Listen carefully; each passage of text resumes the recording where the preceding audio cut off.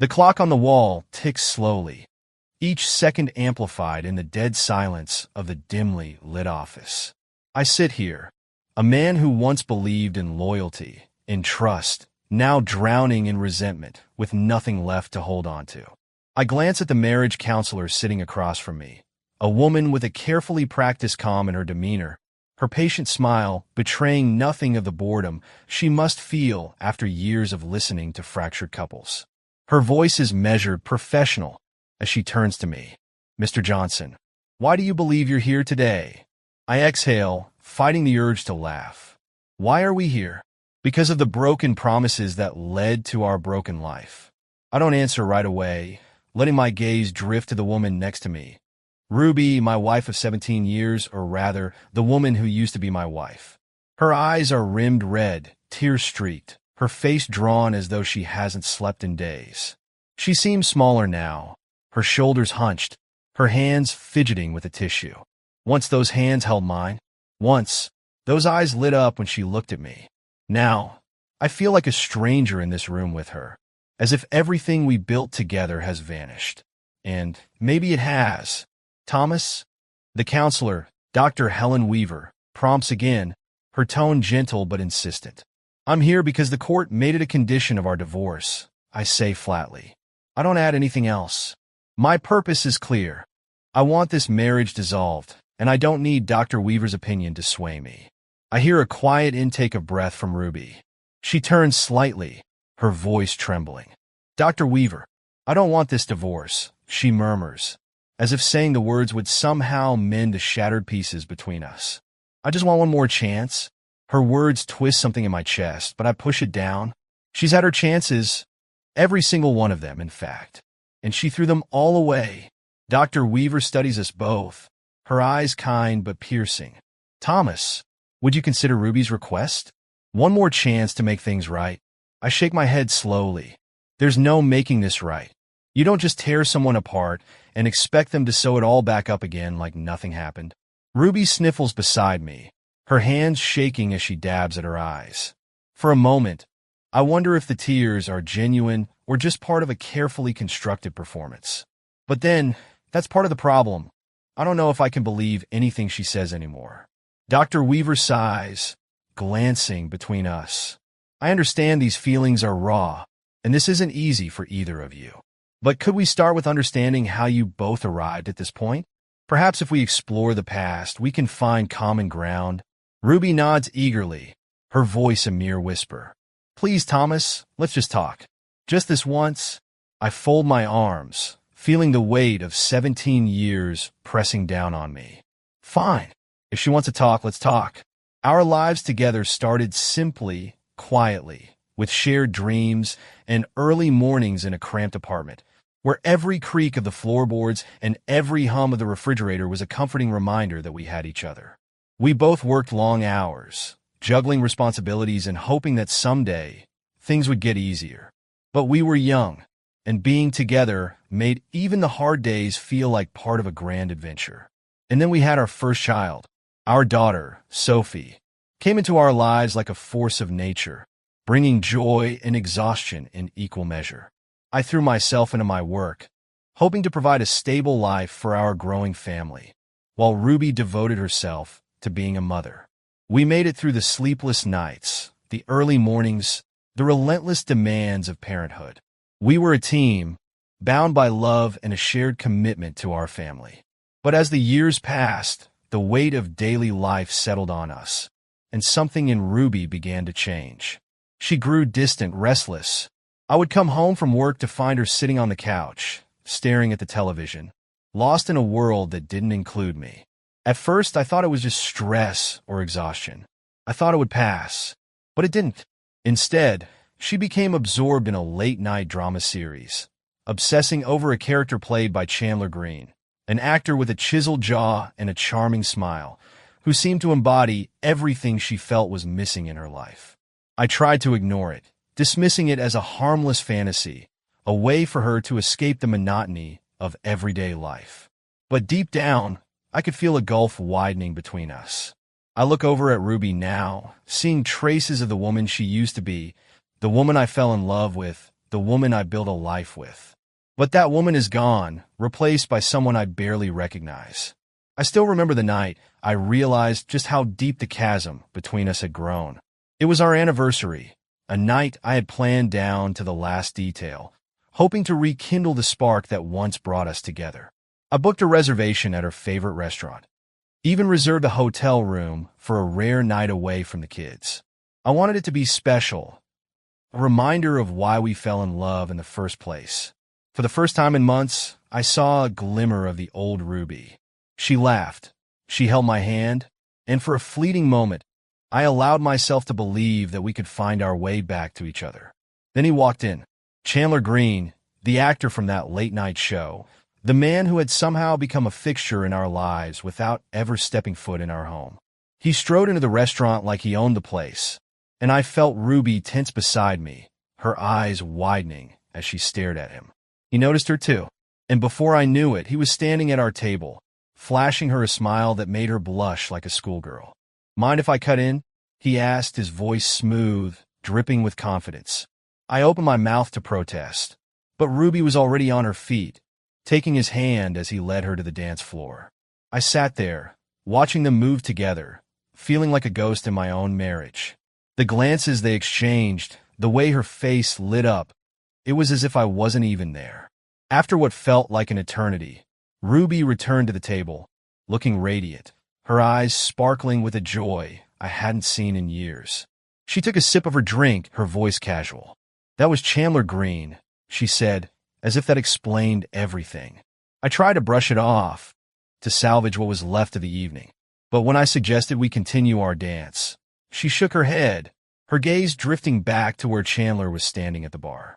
"I promised him the rest of my dances tonight," she said, her tone dismissive. I felt something break inside me.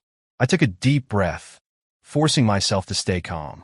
"Ruby, this is our anniversary," I said quietly, trying to keep the hurt out of my voice. She shrugged, not meeting my eyes. "It's just a dance, Thomas. Don't make a scene." I sat there, numb, as she walked back to the bar, her focus entirely on Chandler. The rest of the night was a blur, a painful blur of stolen glances and forced smiles. I couldn't shake the feeling that I was watching my marriage slip away, piece by piece, and there was nothing I could do to stop it. In the counseling room, Ruby shifts uncomfortably beside me, her hands twisting in her lap. Dr. Weaver leans forward, her voice gentle. "Ruby, can you explain why you felt the need to connect with someone else, even if it was just through a dance?" Ruby's voice is barely a whisper. I felt invisible. I was a mother, a wife, but somewhere along the way, I lost myself. Chandler. He made me feel seen, if only for a moment. I closed my eyes, the bitterness rising in my chest. "And what about me, Ruby? Did it ever occur to you that I felt the same way? That I needed to feel seen, too?" She doesn't answer, her gaze fixed on her hands. The days following that fateful night felt like stepping into a parallel universe, one where the rules of our marriage no longer applied. I couldn't unsee the way Ruby's face lit up when Chandler walked into that restaurant, or the way she dismissed me so effortlessly. It felt like I'd been holding on to a thin thread, and now that thread had snapped. For the first time in 17 years, I began to question if Ruby and I had ever truly known each other. When we got home the next morning, I stayed silent, hoping she would come to me, apologize, say something, anything that might give me a reason to believe this could still work. But the words never came. Instead, she slipped back into her routine, the same daily grind that had worn away at our relationship. Only now, she seemed more distant than ever. In the weeks that followed, I tried to bridge the chasm that had formed between us. I cooked dinner more often, planned small surprises, anything to remind her of the life we once shared. But each time, she would offer me a polite smile, then retreat into herself, burying her head in her phone or disappearing into the kids' room. It was like trying to reach someone on the other side of a glass wall. And then, one night, I stumbled upon the truth that shattered the last of my illusions. It was a Thursday evening. The kids were at Ruby's parents' for the weekend, and I was coming home late after a long day at work. I'd stopped by our local takeout place to pick up her favorite dish, Thai curry with extra spice, and was ready to surprise her with a quiet evening in, just the two of us. I even picked up a bottle of her favorite wine, hoping we could find some common ground. When I walked in, I heard her voice from the living room. She was on the phone, her voice low and intimate, tinged with a warmth I hadn't heard in months. I paused in the hallway, the takeout bag dangling from my hand, listening to the words that flowed so effortlessly from her. "Chandler," she whispered, her voice soft and vulnerable. "Last night was incredible. I've never felt like that before. No, he has no idea. I'll see you this weekend." The words slammed into me, each one sharper than the last. I felt the blood drain from my face, my hands shaking as I tried to process what I was hearing. Ruby, my wife, the mother of our children, was planning to spend the weekend with another man. And not just any man. Chandler Green, the actor who had swept into our lives like a storm, leaving destruction in his wake. I wanted to burst into the room, to confront her, to demand answers. But instead, I stood there, frozen, listening as she murmured words of affection to a man who wasn't me. When she finally hung up, I forced myself to move, walking into the living room as if nothing had happened. She looked up, her eyes widening slightly when she saw the takeout bag and the wine in my hands. "Oh, you're home," she said, her voice tense. "I didn't expect you this early." I managed a tight smile, setting the bag on the coffee table. "Thought I'd surprise you. Picked up your favorite." She gave me a strained smile, avoiding my gaze as she opened the bag. I watched her, my chest tight with a mix of anger, hurt, and betrayal. I wanted to confront her, to tell her that I knew everything, but something held me back. Maybe it was the fear of hearing her admit it, or the hope that she would come to me first, confess her mistake, and ask for forgiveness. But she didn't. Instead, she sat down on the couch, her movements stiff and guarded, as if she were sharing a meal with a stranger. We ate in silence, the air thick with tension, each of us pretending that nothing was wrong. By Friday morning, I couldn't take it any longer. The weight of the secret was crushing me, and I knew I couldn't keep pretending that everything was fine. When Ruby came downstairs, dressed and ready to leave, I stood in the kitchen, my arms crossed as I blocked her path. "Where are you going?" I asked, my voice calm but firm. She hesitated, her gaze flickering to the door. "I told you, I'm going to my friends for the weekend. Just a girls' night." "Funny," I said, my voice dripping with sarcasm. I didn't realize girls' night included Chandler Green. Her face went pale, her mouth opening and closing as she searched for an excuse, a way out of the web she'd woven around herself. But there was no escape. The truth was out, and there was no taking it back.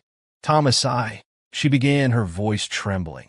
"Don't," I interrupted, my voice sharper than I intended. "Don't insult me with excuses. I heard you on the phone last night. I know everything." She took a step back, her hand flying to her mouth as tears filled her eyes. I didn't mean for it to happen like this," she whispered. I needed something. Something more." "Something more?" I echoed, disbelief coloring my tone. "We have a family, Ruby, a life we built together. And you threw it all away for a man you barely know." Her shoulders shook as she looked down, unable to meet my gaze. "I'm sorry," she whispered, her voice choked with regret. "I never wanted to hurt you." But the apology fell flat, like ashes on my tongue. The damage was done, and there was no going back. I took a deep breath, forcing myself to stay calm, even as my heart shattered in my chest. "If you leave this house today," I said, my voice steady, "don't bother coming back. Because if you walk out that door, I'm filing for divorce on Monday." Her head snapped up, her eyes wide with shock. "You wouldn't watch me," I replied, my tone cold and unyielding. She stared at me for a long moment, as if trying to gauge whether I was serious. But there was no room for doubt. I meant every word. Without another word, she turned and walked out the door, leaving me standing in the kitchen alone. The following Monday, I sat in my lawyer's office, filling out the paperwork that would officially end our marriage. The words blurred on the page, each stroke of the pen feeling like a betrayal of everything we'd once promised each other. But there was no other way. I couldn't live with a woman who had shattered my trust, who had chosen another man over our family. The days that followed were a blur of legal meetings, awkward phone calls, and uncomfortable conversations with friends and family. I had to explain to the kids why their mother wasn't coming home, why their lives were suddenly uprooted and turned upside down. I tried to keep things as normal as possible for them, but it wasn't easy. Sophie, our eldest, was old enough to understand that something was wrong, and the questions she asked tore at my heart. "Daddy, is Mommy coming back?" she asked one night, her voice small and frightened. I forced a smile, my chest tight with the weight of the truth I couldn't share. "Mommy loves you very much, sweetheart, and no matter what happens, we'll always be here for you." But even as I said the words, I knew they rang hollow, because nothing would ever be the same. As the weeks passed, Ruby's absence became a constant reminder of everything we'd lost. I heard from friends that she was struggling, that she'd moved in with her parents, too ashamed to face the world she'd once embraced. She tried to reach out to me a few times, leaving voicemails filled with tearful apologies and pleas for forgiveness. But I couldn't bring myself to listen to them. I'd given her everything, my love, my trust, my loyalty, and she'd thrown it away. There was nothing left for her to say. And so I moved on, picking up the pieces of my life one day at a time. I threw myself into work, into my role as a father, determined to build a new life for myself and my children. I refused to let her betrayal define me, to let it consume me. But even as I tried to move forward, the pain lingered, a quiet ache that reminded me of everything I'd lost. The days following our divorce were like living in the aftermath of a storm. Everything familiar was gone, leaving only fragments of what used to be. I had gone through the legalities, signed the papers, and finalized custody arrangements. But as much as I tried to close that chapter of my life, it felt as though I was still haunted by everything we'd shared. And the children, they were the worst part. Sophie and Ethan looked at me differently now, their innocence replaced by questions I couldn't answer.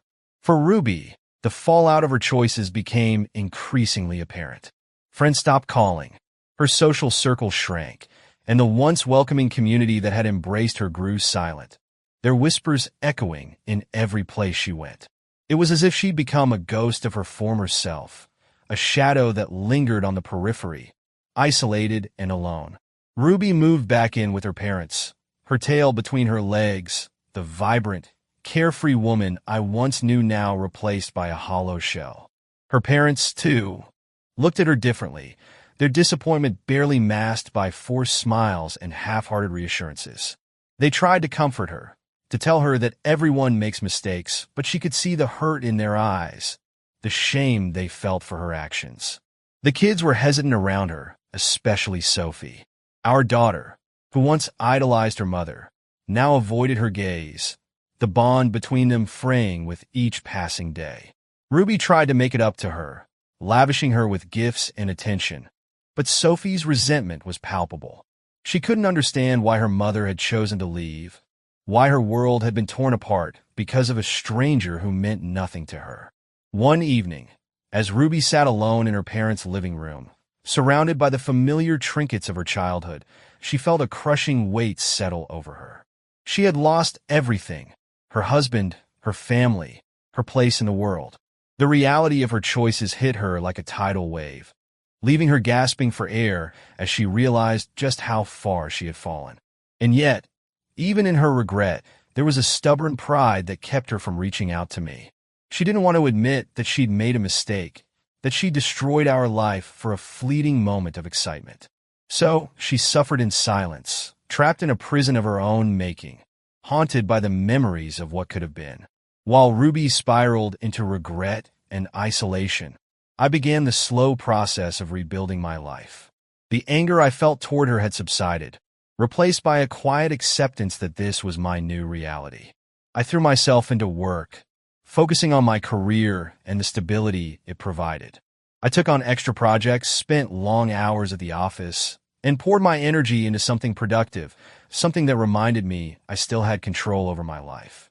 But my healing process wasn't solely about work. I began to reconnect with old friends, people I'd lost touch with over the years as I became consumed by marriage and fatherhood. They welcomed me back into their lives without judgment, offering support and understanding without asking questions. I hadn't realized how much I'd missed those friendships, the easy camaraderie, and the simple joy of spending time with people who knew me outside the context of my marriage. Gradually, I began to let go of the resentment I'd harbored toward Ruby. I stopped replaying our last conversations, stopped dissecting every detail of our failed marriage. Instead, I focused on my own growth, on becoming the kind of father my children needed and the kind of man I wanted to be. I found peace in small moments, watching a sunset, cooking a meal for the kids, playing catch with Ethan in the backyard. These were the things that mattered, the moments that reminded me of the life I still had. And then, there was the court-mandated counseling.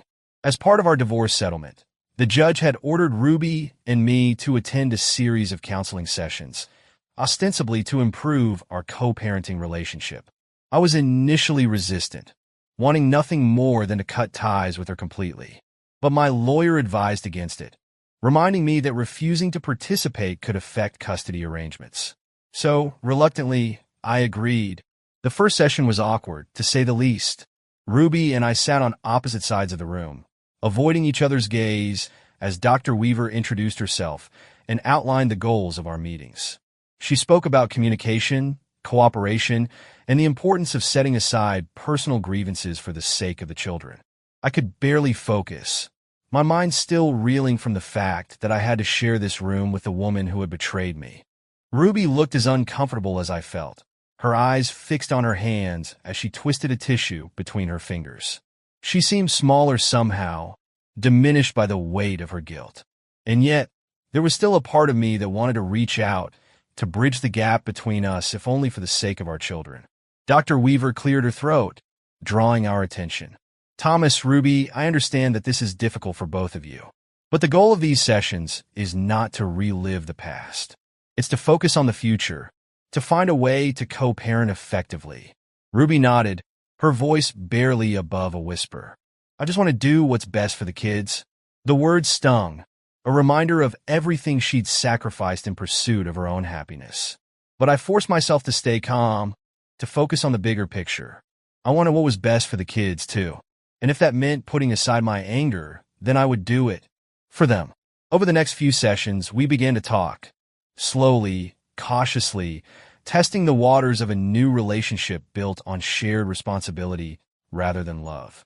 Dr. Weaver guided us through exercises designed to improve our communication, teaching us how to express our feelings without resorting to blame or resentment. At first, it felt artificial, like we were playing roles in a script. But gradually, as we continued to meet, I found myself letting go of the bitterness that had consumed me. I began to see Ruby not as the woman who had betrayed me, but as the mother of my children, a person who, despite her flaws, was trying to make things right. There were moments when the old anger resurfaced, moments when I wanted to scream at her for everything she'd done. But I held back, reminding myself that this was about the kids, not us. And slowly, painfully, we began to rebuild a foundation of trust, not as husband and wife, but as co-parents. One evening, after our fourth counseling session, Ruby asked if we could talk outside of the formal setting. She seemed nervous, her hands twisting in her lap as she waited for my response. I hesitated, unsure if I was ready for another personal conversation with her. But something in her eyes, a vulnerability I hadn't seen in years, convinced me to agree.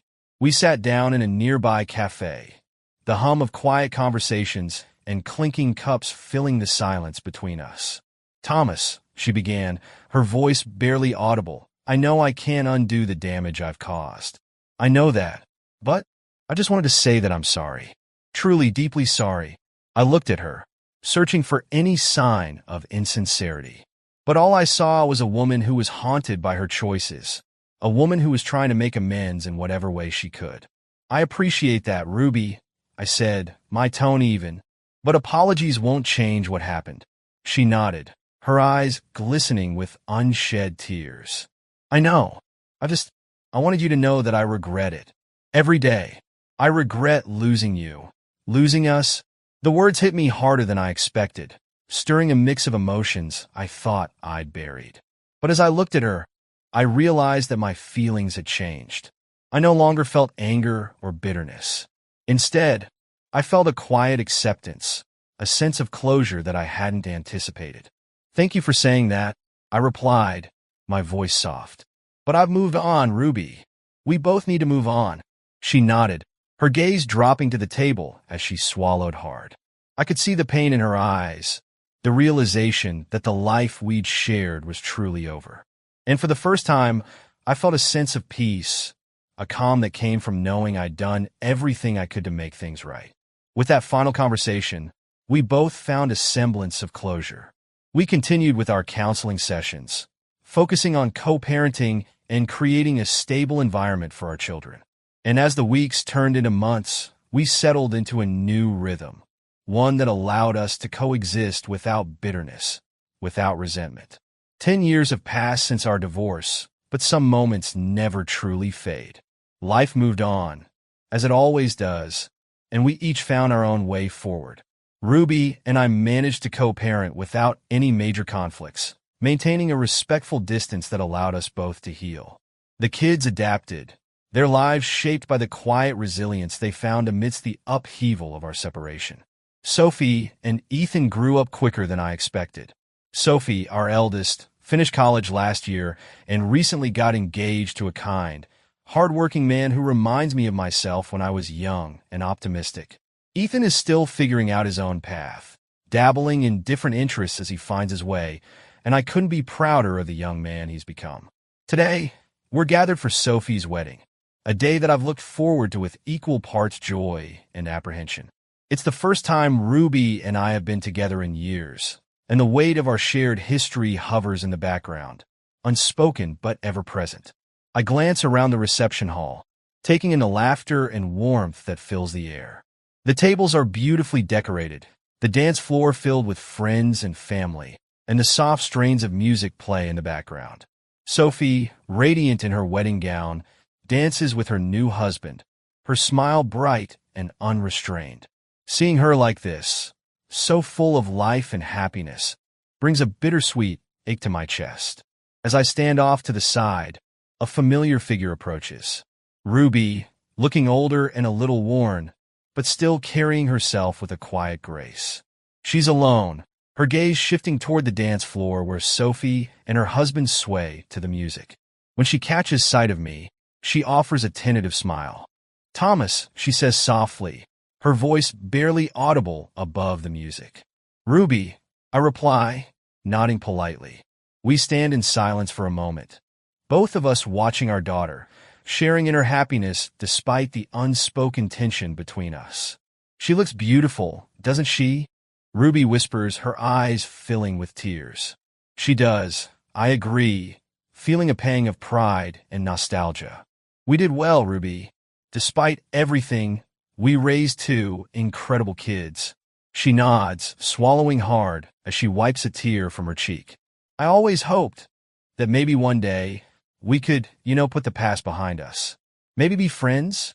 I consider her words, the sincerity in her eyes. 10 years ago, the thought of forgiveness seemed impossible. But now, standing here, seeing the life we've both built in the aftermath, I realize that forgiveness isn't just for her. It's for me, too. I think we already have, in our own way, I say, my tone gentle. We're not the same people we were back then. And that's okay. Ruby nods, her gaze distant as she looks back at Sophie. "I never stopped regretting what I did, Thomas. Not a day goes by that I don't wish I could take it all back." I don't respond right away. The regret in her voice is genuine. And for the first time, I feel a deep sympathy for her.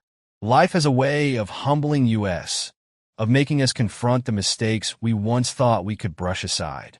"I've made my peace with it," I reply finally. "The past is the past.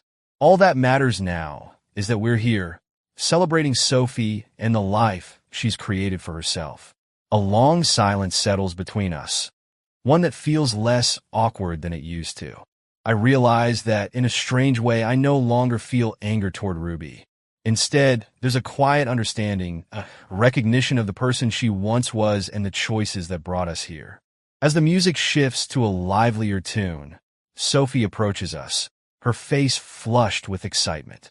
"Mom, Dad, "You have to come dance with us," she exclaims, grabbing both our hands and pulling us toward the dance floor.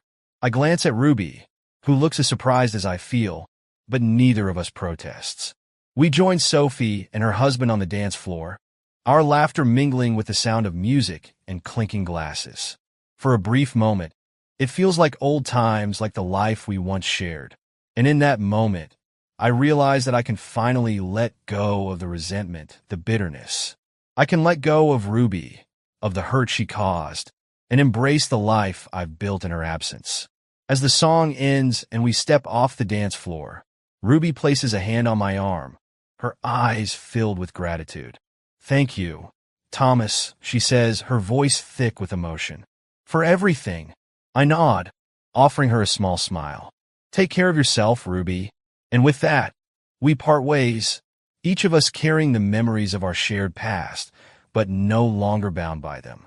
For the first time in years, I feel a sense of peace, a lightness that tells me I've finally moved on. In the weeks following Sophie's wedding, I find myself reflecting on the journey that brought me here. Life is never simple, never as straightforward as we imagine it to be. We make mistakes, we hurt each other, and sometimes we lose the things we thought we'd have forever. But in the end, we also learn, we grow. And if we're lucky, we find a way to forgive, not just others, but ourselves. Ruby and I still share a bond, a connection forged by the life we built together, even if that life didn't turn out the way we'd planned. And while we may never be friends, we are something more than strangers. We are two people who have loved, lost, and ultimately found our own paths to healing. As I watch the sun set over the horizon, I feel a quiet contentment settle over me. My life isn't perfect, and it never will be. But it's mine, and for that, I am grateful. Because sometimes, the most meaningful closure doesn't come from words or apologies. It comes from accepting the past, embracing the present, and looking toward the future with hope.